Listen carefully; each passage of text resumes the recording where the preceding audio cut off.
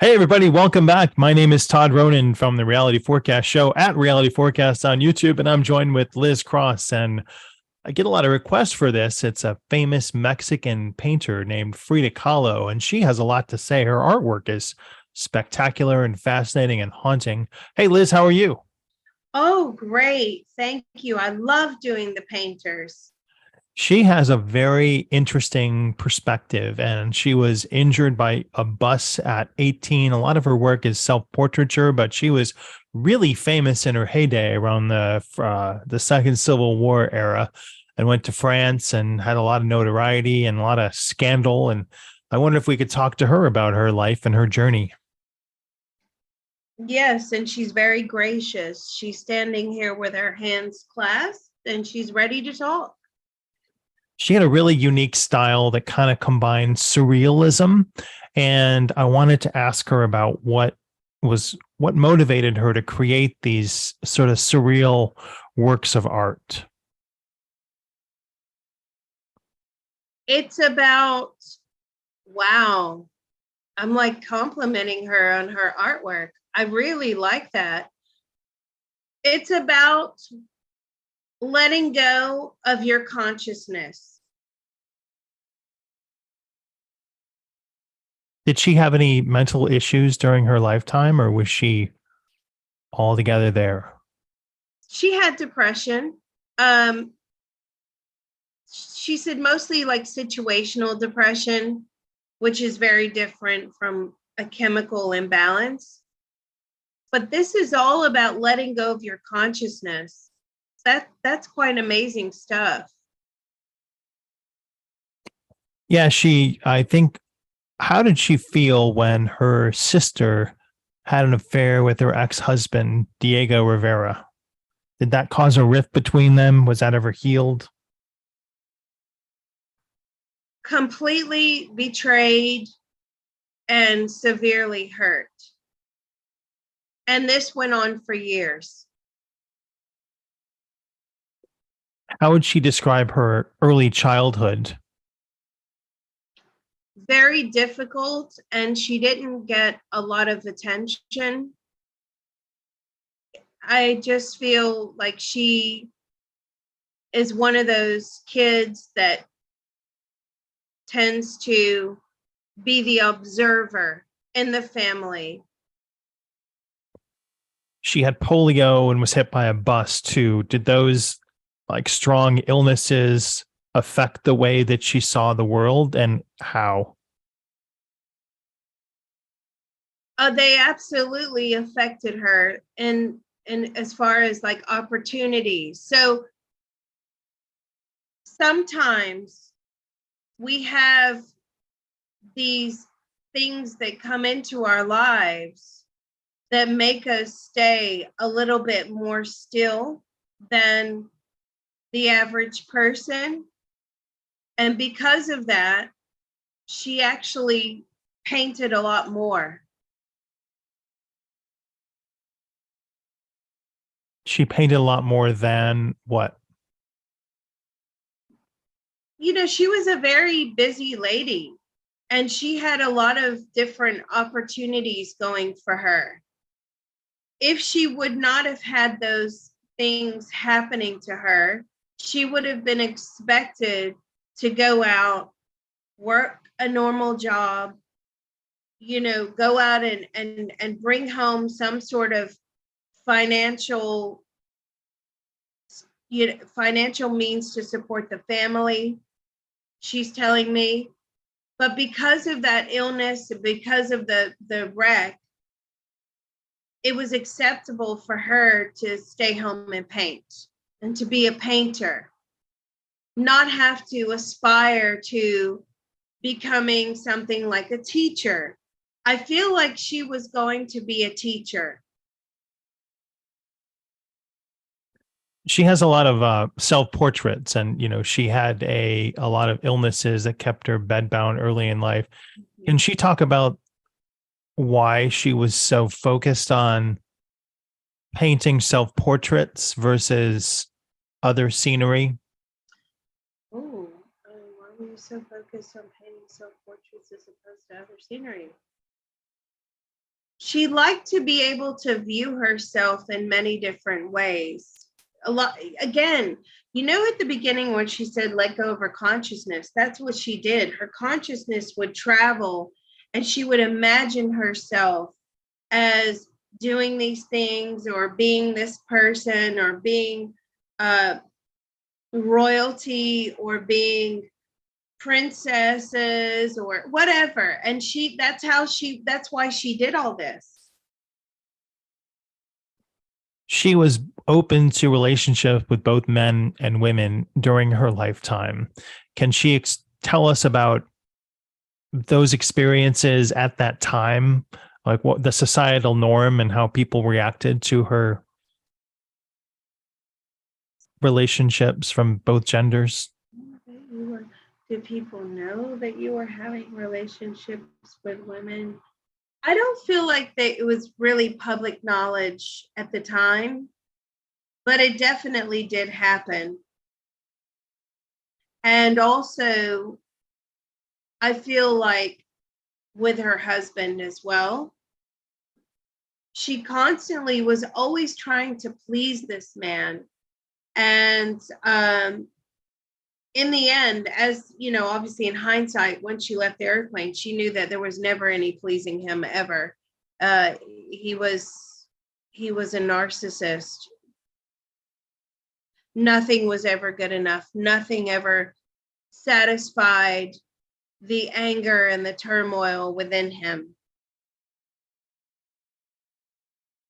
Did she die from a pulmonary embolism or was it suicide? Did she commit suicide? No, she didn't commit suicide. She was very ill towards the end, which she says that leads people to think that maybe she did commit suicide because she was so ill, she wanted out. She said, but I knew better. I just let the progression take its course. And then she passed on from that issue. Did she reincarnate again since passing away as Frida Kahlo? Yes. She reincarnated as an American. She came to America. Her parents were your parents immigrants? No, she says, I was the immigrant. Okay. And she worked really hard in that life. That life was cut short again by illness. I feel like she left early, around the age of 32. She left children, but she will be reincarnating again. And you know what she just said to me? She said, and I will be an artist in San Francisco. And I'm like, you may want to rethink that because the bad press that San Francisco's getting right now. And she says, oh no, that's perfect for an artist. She says, as an observer, there's lots of material on the streets of San Francisco. I wish I could go right now. So she's very enthusiastic about coming back to the earth plane. Can she explain a little bit about what that creating a soul path looks like from the other side? So what is she engaged with? Who does she talk to? What's that process like to create your soul journey for the next incarnation? Ooh, what is that process like? Well, you have several meetings. And what are the meetings? You meet other souls that are, so it's kind of like a bulletin board, like where people will post, I'm looking for, a cleaner for 2 days a week, or I'm looking for, a dog walker or whatever. It's like a community bulletin board. So it's Craigslist? Yeah, yeah. I need somebody to beat me up in the alleyway, and I need somebody to have babies with, and I need somebody to be an alcoholic and and bring all these life lessons into me. And I'm an orphan. I need a soul family. And she's saying to me, and then we sign up for it. So then we meet and we all agree, like, oh yeah, you would be a good candidate. We interview one another. Yeah, you would be a good candidate to bring this to me, to bring a car wreck, like her bus wreck. That was already predetermined. So we make all of these contracts, and then of course we get them approved, and then they become programmed. So you're just looking around thinking, hey, that looks like fun. Hey, that looks like fun. Let me throw that wrench into the next incarnation. Isn't that interesting? I mean, I'm like, really? Because I'm now thinking, like, why would I do that? Like, but again, saying this, and I've said it before, and we've discussed this, which is we are making these contracts outside of a body in a very joyful, loving existence. And it all seems like a great idea at the time, right? Then when you get down here, it's like, oh my God, this is like living hell for some of these contracts. It seems like that's a crazy idea. Did they ever fear that a revolt might happen on the other side? It's just nobody wants to come down anymore. What happened? Oh, that's great. What happens if every soul created by source, every soul said, no, we're not doing this any longer. Okay, so source would dim and lose its light, and the dark would take over. So it's in our best interest to keep reincarnating. Is there anything else that she would like to share with other struggling, starving artists out there? Ooh, and we do have some artists that listen to us. It's all about having the courage to be yourself and not worrying about the judgment that may come from others regarding your art, your painting, your installations, whatever it is you're doing. It's all about art is a soul language. It's not really communicating with a human brain and a conscious mind level. It's really foregoing all of that and allowing your soul to speak and create. That's why art touches the soul, she says, because some people look at paintings or works of art and it just touches them on such a deep rooted level. They have to have it. That's soul language, she says. Could she take us to her happiest day as Frida Kahlo and walk us through that day? Well, she says one of the happiest days was spent with a grandmother when she was very, very small. She was a baby, and the grandmother just doted on her the whole day, would not put her down, just loved her, paid attention to her, just talked to her all day, told her how wonderful and how special she is. She said that was highly unusual. I don't feel like her family or her parents had a lot of time to pay attention to her.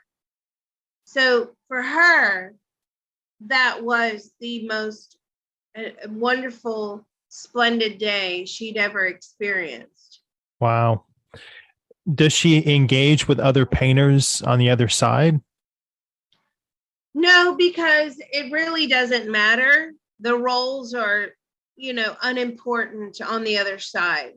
All of this stuff is just earth plane, 3D, who we are, what we're contributing to society, to our families.